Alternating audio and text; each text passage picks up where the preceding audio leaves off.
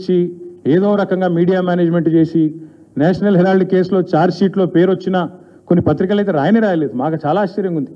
ఎంత బాగా కవర్ చేసుకుంటూ వస్తున్నారంటే రేవంత్ రెడ్డి గారిని చాలా ఆశ్చర్యంగా ఉంది. ఇట్లా కూడా చేయొచ్చా అని.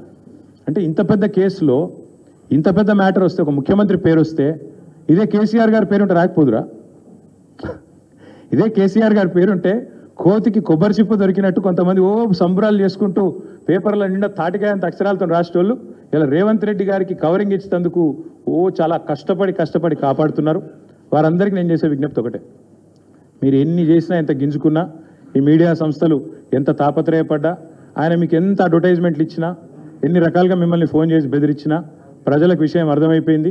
ఈయన ఒక లొట్టపీసు ముఖ్యమంత్రి, ఈయనతను ఏం కాదు అని అర్థమైంది. కాబట్టి మీరు కూడా దయచేసి నిష్పక్షపాతంగా వార్తలు ప్రజలకు చెప్పండి. లేకపోతే సోషల్ మీడియా ఉంది, మీరు చెప్పినా చెప్పకపోయినా సోషల్ మీడియా ద్వారా ప్రజలకు అన్నీ తెలుస్తాయి. తెలియదు మేము పిల్లి కదా కళ్ళు మూసుకొని పాలు తాగితే తెలియదు అనుకుంటుంది అన్నట్టు మేము రాయకపోతే వార్తనే కాదు, మేము రాయకపోతే మేము నొక్కేస్తే ఎవరైనా కూడా వాస్తవాలు చెప్తున్నాం. మీకు అబద్ధం అనిపిస్తే నేనేం చేయాలి? కానీ చాలామంది రాస్తలేరు. మరి ఏం చేయాలి? మరి మా బాధ మేము చెప్పుకోవాలి కదా, ప్రజలకన్నా చెప్పుకోవాలి కదా. కాబట్టి మీరు అట్లా అనుకొని మీ భ్రమల్లో ఉన్నంత మాత్రాన మీరు చేయగలిగేది ఏం లేదని కూడా చెప్తూ సహకరించే మిత్రులకు థ్యాంక్ యూ.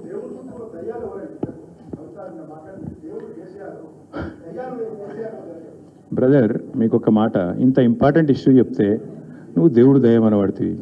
ఇప్పుడు ప్రస్తుతం మాకు తెలంగాణకు పట్టిన దయ్యం మాత్రం రేవంత్ రెడ్డి. ఆ రేవంత్ రెడ్డి అనే దయ్యాన్ని ఎట్లా వదిలించాలా అనేది మా తాపత్రయం. ఇంకేమన్నా తొందరపడ అంత యాంగ్జైటీ ఎందుకు, అంత టెన్షన్ ఎందుకు, అంత హడావుడి ఎందుకు? నేను చెప్పేది ఏమంటే తెలంగాణకు పట్టిన శని కాంగ్రెస్, తెలంగాణకు పట్టిన దయ్యం రేవంత్ రెడ్డి. ఇప్పుడు ఆ దయ్యాన్ని శనిని ఎట్లా వదిలించాలనేది మా టార్గెట్.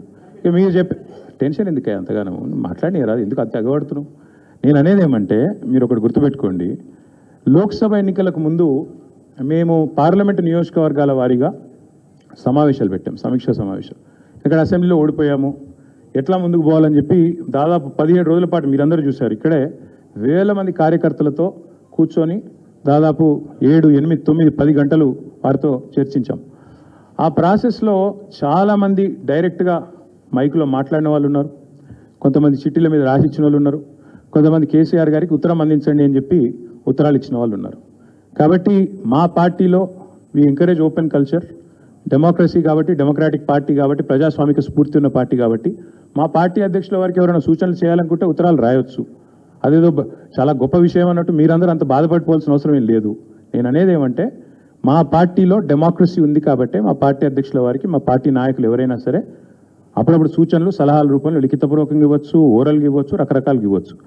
అట్లాగే నేను ఒక మాట మాత్రం చెప్తాను, మనం ఎవరైనా సరే పార్టీలో ఏ హోదాలో ఉన్నా కొన్ని విషయాలు అంతర్గతంగా మాట్లాడాల్సిన విషయాలు అంతర్గతంగా మాట్లాడితేనే బాగుంటుంది. పార్టీ ఫోరమ్స్ ఉన్నాయి, అధ్యక్షుల వారితో కలిసే అవకాశం ఉంది, లేదా ఆఫీస్ బేరర్స్ ఉన్నారు, కలిసి చెప్పుకునే అవకాశం ఉంది. కాబట్టి అంతర్గతంగానే కొన్ని విషయాలు మాట్లాడితే బాగుంటుంది. అది అందరికీ వర్తిస్తుంది, వీళ్ళకి వాళ్ళకని కాదు, అందరికీ వర్తిస్తుంది. తప్పకుండా ఎవరమైనా ఒకటే, ఈ పార్టీలో అందరం కార్యకర్తలమే, అందరికీ కూడా ఇదే సూత్రం వర్తిస్తుంది. కాబట్టి మీరు కూడా దయచేసి ఇంత ఇంపార్టెంట్ ఇష్యూ మాట్లాడితే దీని మళ్ళీ మీరు, నాకు తెలుసు మీ సంగతి, you are intelligent, unfortunately I'm also intelligent. కాబట్టి నేనేమంటానంటే మీరు ఏం పెడతారో, మీరు ఏం హెడ్డింగ్ పెడతారో తెల్లారు నాకు తెలుసు, మీ బాధలు కూడా నాకు తెలుసు, మీ మేనేజ్మెంట్లోకి ఉండే అవస్థలు నాకు తెలుసు, రేవంత్ రెడ్డి గారి ఒత్తిళ్లు తెలుసు. కాబట్టి నేను ఎక్కువ చెప్పను, ఒకటి మాత్రం చెప్తాను, మా పార్టీలో డెమోక్రసీ ఉంది, మా పార్టీలో సలహాలు సూచనలు ఎవరైనా ఇవ్వచ్చు, ఎట్లా అయినా ఇవ్వచ్చు. గతంలో పార్లమెంట్ సమావేశాల సందర్భంగా లేఖలు వచ్చినాయి, సూచనలు వచ్చాయి, అట్లా వచ్చినప్పుడు వాటిని ప్రజాస్వామికంగా స్వీకరిస్తాం. థ్యాంక్ యూ, మీ అందరికీ థ్యాంక్ యూ. నేషనల్ హెరాల్డ్ విషయంలో ఏమైనా అడగదలుచుకుంటే బ్యాక్ టీవీ కానీ ఇంకో టీవీ కానీ అడగచ్చు.